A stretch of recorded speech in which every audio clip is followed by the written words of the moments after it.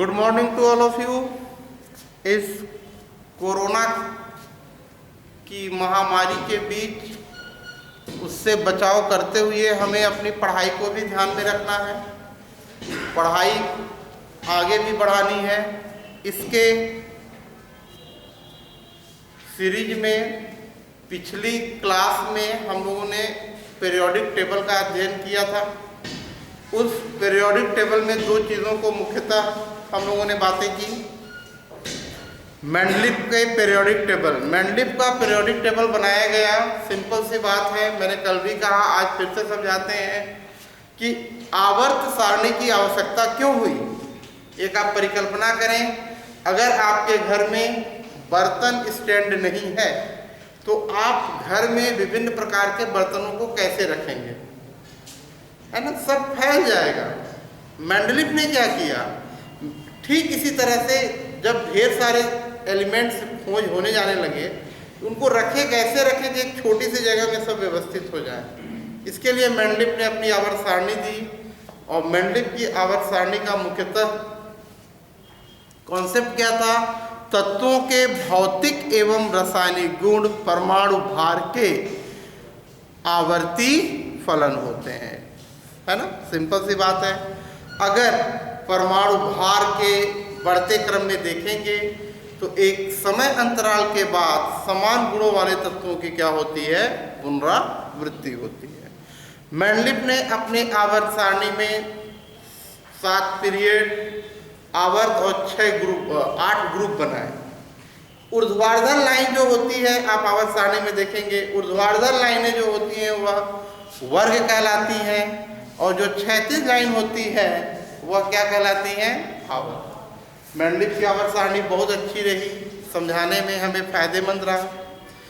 लेकिन मेंडलीफ की आवर्त सारणी के दोष भी थे, जो कि मैंने पिछले वीडियो में आप लोगों को दिखाया था। उस वीडियो को आप देखें, तब आगे की चीज़ें समझेंगे। ठीक है, चलिए आज हम आधुनिक आवर्त सारणी की बात करते हैं, जिसे मोसले साहब ने दिया। किसने दिया? मोसले।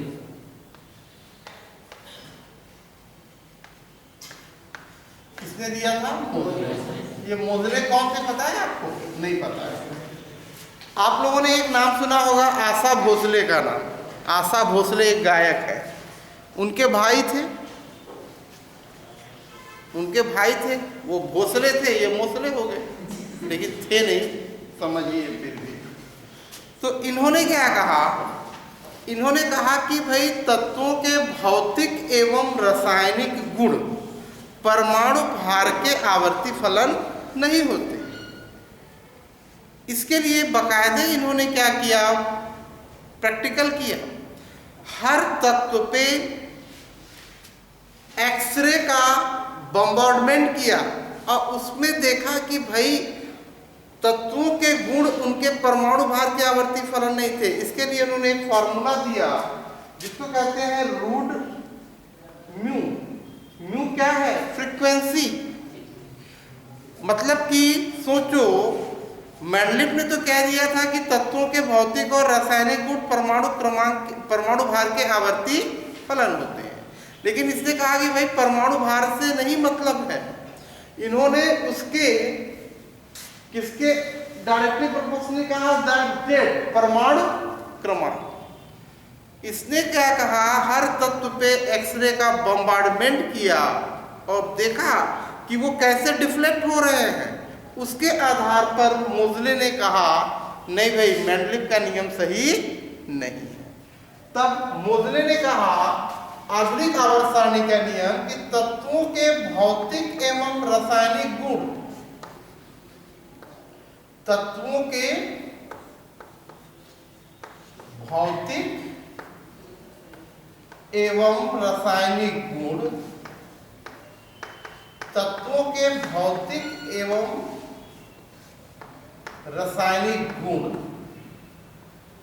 परमाणु क्रमांक के आवर्ती फलन होते हैं। किसके आवर्ती फलन होते हैं? परमाणु क्रमांक के आवर्ती फलन होते हैं। तो भाई ये महत्वपूर्ण अंतर रहा। और इन्होंने क्योंकि प्रैक्टिकली प्रूफ कर दिया कि तत्वों के भौतिक और रासायनिक गुण जो होते हैं उनके परमाणु क्रमांक के क्या होते हैं, आवर्ती। आवर्ती फलन का मतलब होता है अगर हम परमाणु क्रमांक के बढ़ते क्रम में जाएंगे तो एक निश्चित समय अंतराल के बाद समान गुणों वाले तत्वों की पुनरावृत्ति होगी। इसको क्या कहते हैं, आवर्ती। एक निश्चित समय अंतराल के, ठीक है। तो इसको कहा, और चूंकि इन्होंने प्रैक्टिकल से निकाला था, प्रैक्टिकली किया था, तो हम इनके आवर्त सारणी को गलत कह भी नहीं सकते। तो मोज़ले का आधुनिक आवर्त सारणी का नियम रहा और यह नियम सब लोगों को मान्य किया गया, यही माना ही गया, ठीक है। अब मोज़ले ने क्या किया कि मेंडलिव की आवर्त सारणियों से कुछ सीखा और उसको थोड़ा सा और अच्छा बनाया, बेहतर बनाया। इन्होंने क्या कहा, इन्होंने कहा कि भाई इनके आवर्त सारणी के समय तक ढेर सारे तत्वों की खोज भी हो चुकी थी। मेंडलिव के टाइम में केवल 65 तत्व खोजे गए थे, इनके समय में 100 से ज़्यादा खोजे गए, 104 तत्व खोजे गए। और इन्होंने 7 आवर्त और 18 वर्ग बनाए। कितने आवर्त थे मेंडलिव के पीरियोडिक टेबल में? 7 आवर्त। कितने आवर्त थे भाई? 7 आवर्त। और वर्ग कितना था? 18 वर्ग, ठीक है। 7 आवर्त और 18 वर्ग मेंडलिव के आवर्त सारणी में बने। और इसमें 7 आवर्त और 18 वर्ग बने। जरा देखें इनके पीरियोडिक टेबल को हम लोग बनाने का प्रयास करते हैं।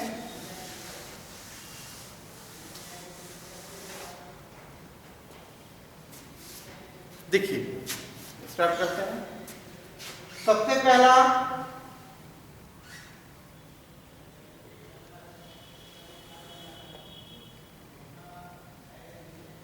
वर्ग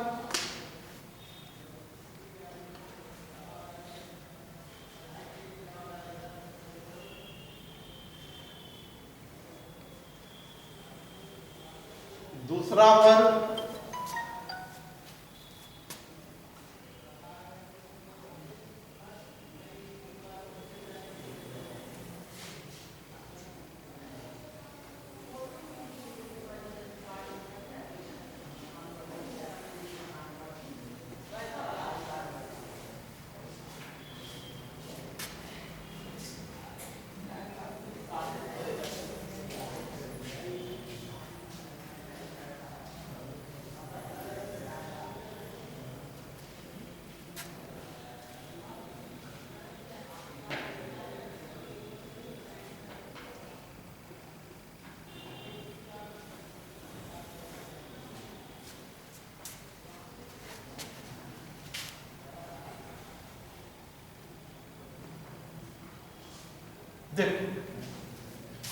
मेंडलिव ने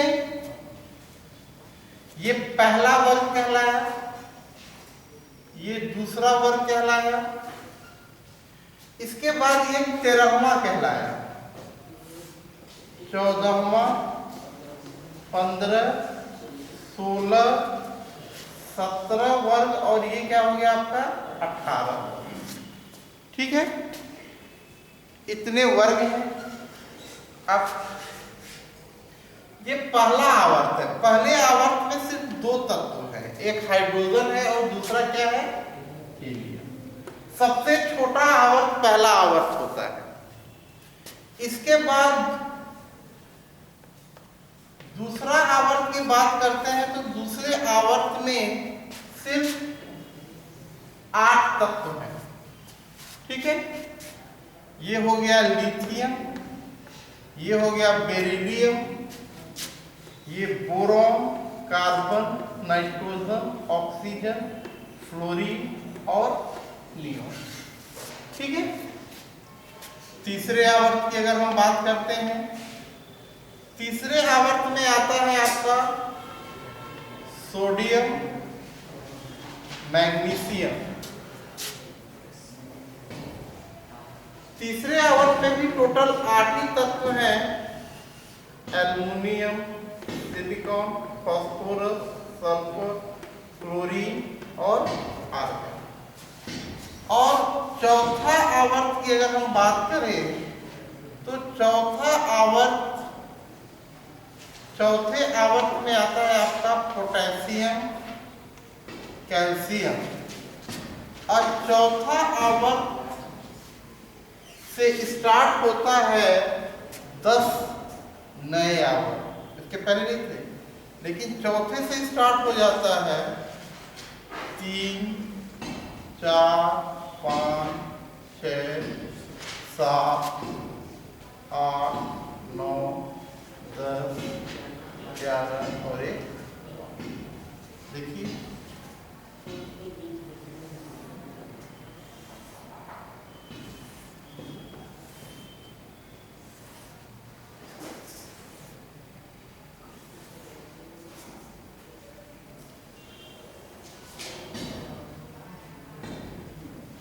देखा आपने?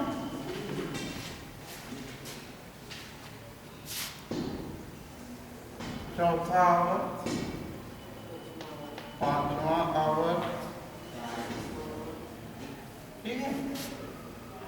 और ये है आपका कौन सा आवर्त? छठवां। अब जरा देखो, 6 आवर्त के बाद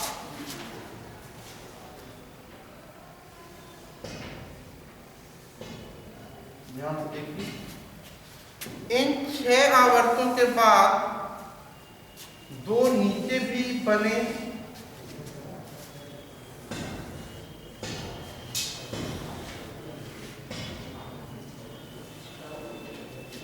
हाँ, ये आपका मेंडलिव की मोसले की आवर्त सारणी होगी। इस आवर्त सारणी में आपने देखा lithium, sodium, potassium, rubidium, caesium, calcium. Caesium के बाद सातवां आवर्त तो बताना ही भूल गया, सातवां। सीजियम के बाद एक आता है आपका क्या? फ्रांसियम, कैल्शियम, स्ट्रांसियम, बेरियम, फिर क्या है आपका? रेडियम। इसको देखो, scandium, titanium, vanadium, chromium, manganese, iron, cobalt, nickel, copper, boron, aluminium, gallium, indium, thallium, gallium, indium, thallium, silicon, phosphorus, arsenic, indium, boron, aluminium, gallium, indium, thallium, antimony,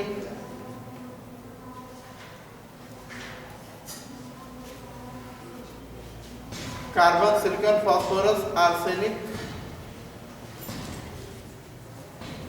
antimony, Sb, nitrogen, phosphorus, carbon, सिल्फर, उल्टा लिखिए, carbon, silicon, germanium, tin, और ये हो गया lead, phosphorus, arsenic, antimony, और ये हो गया तुम्हारा bismuth, oxygen, sulphur, selenium, tellurium, और ये हो गया polonium, fluoro, chloro, bromo, iodo, और ये हो गया astatine, helium, neon, argon, krypton, xenon, और ये क्या हो गया? ओके। तो आपने देखा कि ओवरऑल मेंडलिव में 7 आवर्त हैं। 7 आवर्त और ग्रुप कितने हैं? 18। इनको अलग अलग श्रेणी में बांटा गया। जब हम इलेक्ट्रॉनिक विन्यास लिखते हैं तो पहले तत्व कहाँ जाते हैं? इसमें एस में, तो इनको हम एस ब्लॉक नाम देते हैं। क्या नाम देते हैं? S block. यह कहलाते हैं एस ब्लॉक के तत्व। और याद रखना, एस ब्लॉक के तत्व क्या होते हैं? धातु होते हैं। क्या होते हैं? धातु। पहला वर्ग क्षारीय धातु कहलाता है, दूसरा क्षारीय मृदा धातु। दूसरे को क्या कहते हैं? क्षारीय मृदा धातु। तीसरा है नहीं। फिर यहाँ पे इलेक्ट्रॉन पी सेल में जाता है तो इनको हम कहते हैं पी ब्लॉक। क्या कहते हैं? P block. इनमें इलेक्ट्रॉन जाता है तो इसको हम कहते हैं डी ब्लॉक। इसी को संक्रमण तत्व कहते हैं। क्या कहते हैं? संक्रमण तत्व। इसको कहते हैं एफ ब्लॉक। क्या कहते हैं? एफ ब्लॉक, है ना। इस तरह से बांटा गया है। यहां पे जो 18वां समूह है, कौन सा समूह? 18 समूह को अक्रिय गैसों का समूह कहते हैं। किसका कहते हैं? अक्रिय गैस। इसी को हम आदर्श गैस भी कहते हैं। क्या कहते हैं? आदर्श। इसकी क्वालिटी होती है कि यह किसी के साथ कोई क्रिया नहीं करता। इसके बाह्यतम कक्ष में 8 इलेक्ट्रॉन पूरी तरह से भरे हुए हैं, है ना। एस और पी ब्लॉक के तत्वों, इनको हम संक्रमण रिप्रेजेंटेटिव प्रतिनिधि तत्व कहते हैं। क्या कहते हैं? रिप्रेजेंटेटिव तत्व, प्रतिनिधि तत्व। बी ब्लॉक के तत्वों को संक्रमण तत्व कहते हैं, है ना। धातुएं होती हैं, इनका उपयोग बहुत ज्यादा होता है। एफ ब्लॉक के जो तत्व होते हैं इनको अंतः संक्रमण कहते हैं। क्या कहते हैं? अंतः संक्रमण। ठीक है। अब दो बातें समझो। पहला, आवर्त सारणी में अगर तुम बाएं से दाएं जाओगे तो आकार घटेगा। बाएं से दाएं जाएंगे तो आकार क्या होगा? घटेगा। और आवर्त सारणी में तुम ऊपर से नीचे आओगे तो नंबर कक्षों की संख्या बढ़ेगी तो आकार क्या होगा? बढ़ेगा। ठीक है। ऊपर से नीचे आएंगे तो धातु का गुण बढ़ेगा कि घटेगा? बढ़ेगा। याद रखना, अगर ऊपर से नीचे आएंगे तो धातु का गुण क्या होगा? बढ़ेगा। बढ़ेगा। अब बाएं से दाएं जाएंगे तो मतलब बताओ धातु किधर है? इधर है कि इधर है? धातुएं पूरी इस साइड में है। इस साइड में क्या है? अधातुएं। अधातुएं कहाँ है? इस साइड। धातुएं कहाँ है? इस साइड। आया समझ में? तो धातुएं तो इधर है और इधर क्या है? अधातु। बात समझ में आ गई? तो धातु और अधातु के गुण ये हैं। दूसरी चीज, पहले वर्ग को क्या कहते हैं? क्षारीय धातु। पहले वर्ग को क्या कहते हैं? यह वर्ग अत्यधिक क्रियाशील होता है। क्या होता है? दूसरे वर्ग को कहते हैं क्षारीय मृदा धातु। क्या कहते हैं? 13वें को कहते हैं बोरान फैमिली। क्या कहते हैं? 14वें को कहते हैं कार्बन फैमिली। Carbon family. 15वें को कहते हैं नाइट्रोजन फैमिली। 16वें को कहते हैं ऑक्सीजन और 17वें को कहते हैं, 16वें को चैल्कोजन भी कहते हैं। नोट कर लें। 16वें को क्या कहते हैं? चैल्कोजन। हाँ, चिपकने वाला होता है। 16वें ग्रुप का दूसरा नाम है चैल्कोजन। 17वें को कहते हैं हैलोजन। अगर कभी हैलोजन का नाम आए तो समझ जाओ फ्लोरीन, क्लोरीन, ब्रोमीन और आयोडीन, ये क्या है आपके? ये हैलोजन्स हैं। फ्लोरीन, क्लोरीन, ब्रोमीन और आयोडीन। इतनी बातें समझ में आया? चैल्कोजन। 16वें ग्रुप को क्या कहते हैं? चैल्कोजन। ठीक है। 18वें ग्रुप को हम लोग कहते हैं, क्या कहते हैं 18वें ग्रुप को? इनर्ट। अब चलो हम बताते हैं किसी तत्व का परमाणु। अब देखो, आज के डेट में 118 तत्वों की खोज हो चुकी है। ठीक है। हम कहें कि एक तत्व का परमाणु क्रमांक 15 है। कितना है? तो 15 वाला कहाँ पे रखा जाएगा? कौन से आवर्त में होगा? कौन से वर्ग में? तो सबसे पहले इसका इलेक्ट्रॉनिक विन्यास लिखते हैं। 15 का कैसे लिखेंगे? 1s2 2s2 2p6 3s2 3p3। समझ में? तो जरा ध्यान से देखो, ये आया 3p3, 3 है ना, तो तीसरा ये बताता है कि कौन से आवर्त में है। तो ये कौन से आवर्त में है? कौन से आवर्त में है? आगे इलेक्ट्रॉनिक विन्यास लिखेंगे और वही इलेक्ट्रॉनिक विन्यास हमको बताएगा कि कौन से आवर्त में। तो तुमने अंतिम में देखो 3 आया ना, तो कौन से आवर्त में होगा? अब अगर P दिख गया, क्या दिख गया? अंतिम में P आया तो 10 ऐड कर दो। तो अब जरा देखो इसके तीसरे कक्ष में कितने इलेक्ट्रॉन है टोटल? 2 और 3 5, 2 3, अब 10 ऐड कर दो तो कितना हो जाएगा? तो 15वें ग्रुप में होगा, मतलब ये वाला।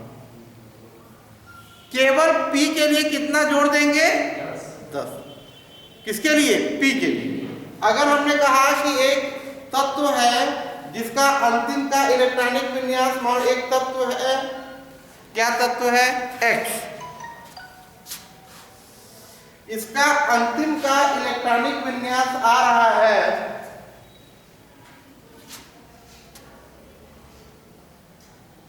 5s2 5p5। जरा ध्यान से देखो, 5s2 और क्या आ रहा है? 5p5। फोकस करो यहाँ पे, इस पॉइंट को देखो, अंतिम का विन्यास क्या आ रहा है? 5s2 5p5। फोकस कर रहे हैं उसको, जरा देखो इस पॉइंट को क्या कहता है। ये 5s2 5p5 आ रहा है, तो बताइए ये पॉइंट तो कौन से आवर्त में होगा? बोलो बच्चों, 5वां आवर्त, 5 है ना। अब P में टोटल 5वें कक्ष में कितने इलेक्ट्रॉन हो गए? 5 2, क्योंकि P है तो क्या करो? 10 ऐड करो, तो 10 7 17वां ग्रुप ये है, 5वां आवर्त, मतलब आयोडीन होगा। क्या होगा?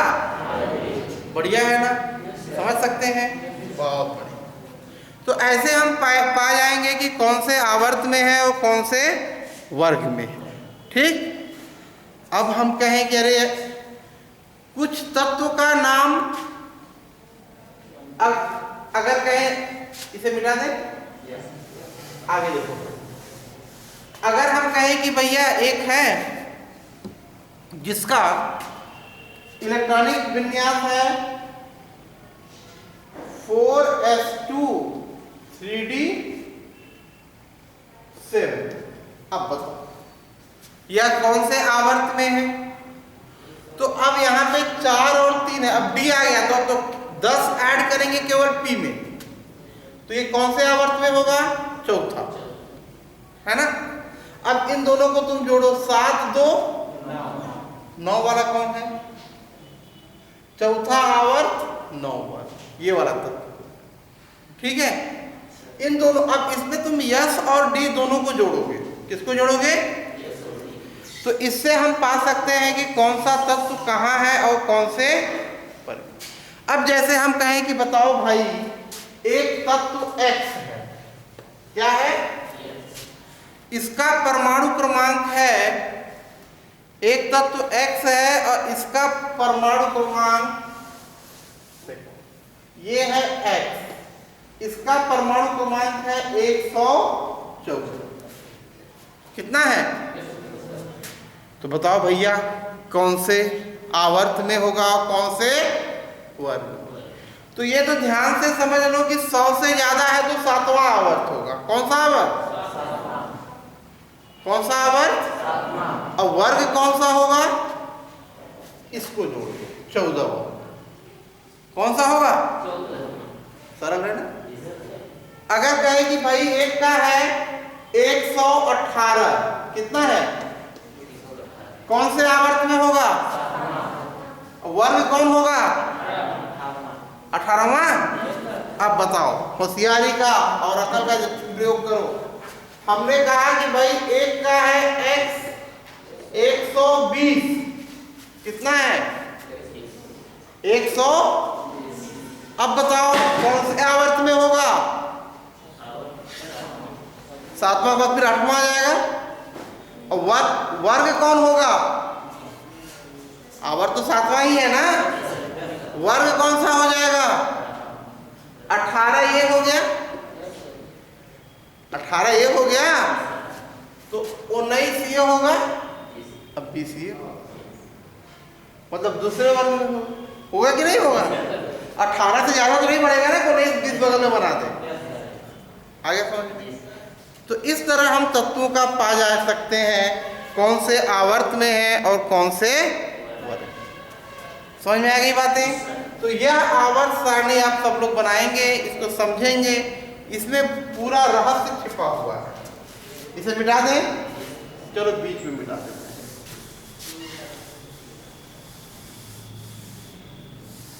देखो अब कहें भाई किसी तत्व का परमाणु क्रमांक है 112, उसका नाम बताओ। कितना नाम है? 112। क्या नाम? तो उसका नियम, अगर 1 है तो उसका नाम होता है अन। क्या होता है? अन। 2 है तो क्या नाम होगा? बाई। 3 है तो ट्राई। 4 है तो क्वाड। क्या कहोगे? 5 है तो पेंट। 6 है तो एक्स। 7 है तो सेप्ट। 7 को क्या कहोगे? सेप्ट। 8 है तो ऑक्ट। और 9 है तो इन। अब 10 है तो 10 होगा ही। समझ में? अब 0 है तो नील। 0 है तो क्या कहेंगे? समझ में? क्यों जी, आया समझ में? अब सबको जोड़ के अंतिम में ईएम लिख देंगे। क्या लिख देंगे? भाई जो भी तत्व है सामान्यतः सब में ईएम लगता है नहीं लगता? जैसे रदरफोर्ड ने बनाया तो रदरफोर्डियम कहा, ठीक है। किसी ने बनाया, बर्केलिन ने बनाया तो बर्केलिनियम कहा। तुम लोग भी बड़े होगे, कोई तत्व का नाम खोजोगे तो उसका नाम सिंगरौलियम हो जाएगा। सिंगरौली में बना तो हुआ कि नहीं हुआ? गनियारी में बना तो गनियारियम हो जाएगा। सब में क्या जुड़ जाता है? ईयम। तो तुमको भी ऐसे, अब तुमसे कहें कि हमको नाम है 102 का नाम है ना, देखो कितना बढ़िया है। 1 को क्या कहते हैं? अन। तो यहाँ पे क्या लिख दोगे? अन। 1 को अन लिख दिया। 0 को क्या कहेंगे? नील, तो नील लिख दिया। 2 को क्या लिख दिया? बाई, आयुयम लिख दिया, ईयम लिख दिया। अन नील बाइयम बन गया। अब कहेंगे भैया 1 का नाम है 114, इसका नाम बताओ। इसका नाम 1 को क्या कहा? अन। अन। 4 को क्वाड, फिर आयुयम, क्वाडियम। बना कि नहीं बना? अब कहा कि भाई 120 का नाम क्या होगा बताओ जरा? अन, बाई, नील, ईयम। आया कि नहीं है? इस तरह हम तत्वों का क्या लिख सकते हैं? आयुपीएसी नाम। क्या लिख सकते हैं?